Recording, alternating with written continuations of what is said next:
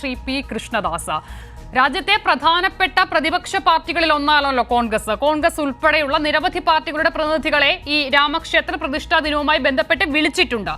അങ്ങനെ പങ്കെടുക്കാതിരിക്കാൻ കോൺഗ്രസ് ഏറ്റവും പ്രധാന കാരണമായി പറയുന്നത് BJP അതിനെ രാഷ്ട്രീയവൽക്കരിക്കുന്നു എന്നുള്ളതാണ്. അങ്ങനെ ഒരു രാഷ്ട്രീയവൽക്കരണം ഇല്ലായിരുന്നെങ്കിൽ ഒരുപക്ഷെ കോൺഗ്രസ് ഉൾപ്പെടെയുള്ള കക്ഷികൾ അതിൽ ചേർന്നു നിന്നേനെ. അപ്പോൾ അങ്ങനെ ഒരു രാഷ്ട്രീയ അജണ്ട ഒഴിവാക്കാമായിരുന്നു BJPക്ക് എന്ന് ഇപ്പോൾ തോന്നുന്നുണ്ടോ?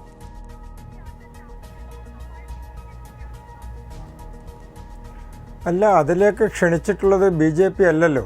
അതിലേക്ക് ക്ഷേത്ര നിർമ്മാണത്തിൻ്റെ ട്രസ്റ്റ്, അത് ബഹുമാനപ്പെട്ട സുപ്രീം കോടതിയുടെ നിയന്ത്രണത്തിലുള്ള നടപടികളുടെ അടിസ്ഥാനത്തിലെല്ലാം നടന്നിട്ടുള്ള നടപടികളുടെ ഭാഗമായി ക്ഷേത്രം നിർമ്മിക്കുന്നത് ഒരു ട്രസ്റ്റാണ്. ആ ട്രസ്റ്റാണ് എല്ലാ ആളുകളെയും വിളിച്ചിട്ടുള്ളത്.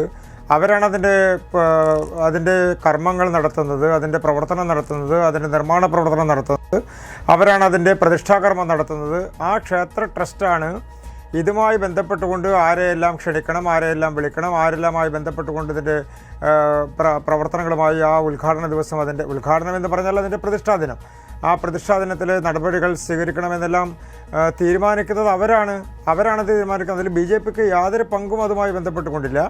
BJPക്ക് ക്ഷണിക്കപ്പെടുന്ന ആളുകൾ, BJPയിൽ നിന്ന് ക്ഷണിക്കപ്പെടുന്ന ആളുകൾ, BJP ഒരു പൊളിറ്റിക്കൽ പാർട്ടി എന്ന നിലക്ക് ഞങ്ങളുടേതായിട്ടുള്ള നിലപാട് ഞങ്ങൾക്കുണ്ട്. അത് രാമക്ഷേത്രം ഉണ്ടാകണം എന്നുള്ളത്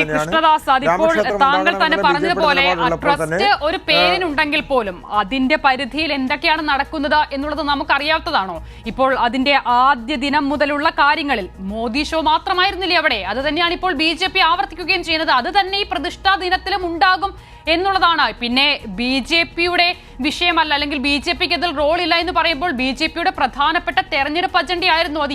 ഈ വർഷം അല്ലെങ്കിൽ കഴിഞ്ഞ തവണ മാത്രമല്ല, ആദ്യകാലം മുതൽ തന്നെ അങ്ങനെ BJP നിങ്ങളുടെ അജണ്ടയായി കൊണ്ടുവന്നൊരു കാര്യമാണ് അയോധ്യ രാമക്ഷേത്രം എന്ന് പറയുന്നത്. അപ്പോൾ അതിന്റെ പ്രതിഷ്ഠാ ദിനത്തിൽ ആകെത്തുകയിൽ അതൊരു മോദി ഷോ ആയിരിക്കും എന്നുള്ളതിൽ ആർക്കാണ് സംശയമുള്ളത്?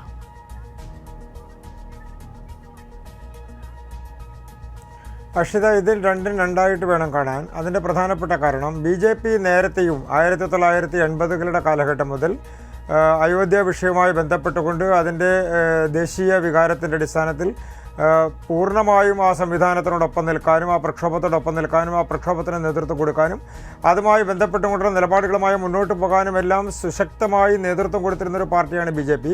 BJPയെ സംബന്ധിച്ച് അതിൽ ഇന്നും ഒരു വിട്ടുവീഴ്ചയില്ല. ഇന്നും അതേ നിലപാടുമായി ഞങ്ങൾ മുന്നോട്ട് പോവുകയാണ്. പക്ഷേ അതേസമയം തന്നെ അതിനെ തെരഞ്ഞെടുപ്പിൻ്റെ അജണ്ടയുമായി കാണേണ്ടതില്ല. അതിൻ്റെ പ്രധാനപ്പെട്ട കാരണം, തെരഞ്ഞെടുപ്പിൽ എല്ലാ വിഷയങ്ങളും ഉണ്ടാകും. ജനങ്ങളെ ബാധിക്കുന്ന എല്ലാ വിഷയങ്ങളും തെരഞ്ഞെടുപ്പിൻ്റെ ഭാഗമാകും. അത് അയോധ്യ അടക്കമുള്ള വിഷയങ്ങൾ തെരഞ്ഞെടുപ്പിൻ്റെ ഭാഗമാകും. അത് ജനങ്ങളെ ബാധിക്കുന്ന വിഷയമാണ്, അവരുടെ വിശ്വാസത്തിൻ്റെ പ്രശ്നമാണ്. അതുമായി ബന്ധപ്പെട്ടുകൊണ്ട് അതിൽ നിലപാടുകൾ സ്വീകരിക്കുന്നത്, അതിനെക്കുറിച്ചെല്ലാം ആളുകൾ അഭിപ്രായം പറയും. അത് ആളുകൾക്ക് സുവ്യക്തമായിട്ടുള്ള നിലപാടുകളുണ്ടാകും. അതെല്ലാം ഈ എല്ലാ വിഭാഗം ആളുകളുടെയും അതുമായി ബന്ധപ്പെട്ടുകൊണ്ടുള്ള വിഷയങ്ങൾ പ്രതിഫലിക്കും. അതെല്ലാം ഒരു പൊളിറ്റിക്കൽ പാർട്ടിയുടെ വിഷയം എന്നുള്ളതിനേക്കാൾ അപ്പുറത്ത് നമ്മുടെ സമൂഹത്തിൽ നടക്കുന്ന, നമ്മുടെ രാജ്യത്ത് നടക്കുന്ന പൊതു ചർച്ചയുടെ ഭാഗമായി നടക്കുന്ന കാര്യങ്ങളാണ്. അതിൽ BJP ഒരു ഭാഗമാണ്. ആ BJPയുടെ ഭാഗം എന്നുള്ള നിലക്ക് ഞങ്ങൾ മുന്നോട്ട് വച്ചിട്ടുള്ള മറ്റൊരു വിഷയം കൂടിയുണ്ട്.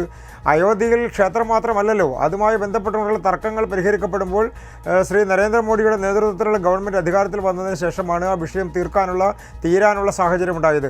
അത് തീർന്ന സമയത്ത് അതുമായി ബന്ധപ്പെട്ടുകൊണ്ടുള്ള അതിൻ്റെ എതിർകക്ഷികൾ എന്ന് പറയുന്ന, അല്ലെങ്കിൽ അതുമായി ബന്ധപ്പെട്ടുകൊണ്ടുണ്ടായിരുന്ന കക്ഷികൾ, ആ രണ്ട് കൂട്ടർക്കും അതിൻ്റെ ഒരു സെറ്റിൽമെൻറ്റ് ടേംസ് എന്നുള്ള നിലക്ക് അതാത് സംവിധാനങ്ങൾക്കനുസരിച്ചിട്ട് അവിടെ ക്ഷേത്രം നിർമ്മിക്കുന്നതോടൊപ്പം തന്നെ തകർക്കപ്പെട്ടിട്ടുള്ള ഒരു വിഭാഗവുമായി ബന്ധപ്പെട്ടുകൊണ്ടുള്ള പ്രശ്നങ്ങൾ അതും പരിഹരിക്കുന്നതിനുള്ള ശ്രമങ്ങൾ നടന്നു. അതിനുള്ള നടപടികൾ നടന്നുകൊണ്ടിരിക്കുകയാണ്. അതിലും BJPയുടെ നേതൃത്വത്തിന് കൃത്യമായിട്ടുള്ള പങ്കുണ്ട്. ശ്രീ കൃഷ്ണദാസ്, അവിടെയാണ് പ്രശ്നം. ആ ഒരു വിഭാഗത്തെ കണ്ടില്ല എന്ന് നടിക്കുകയും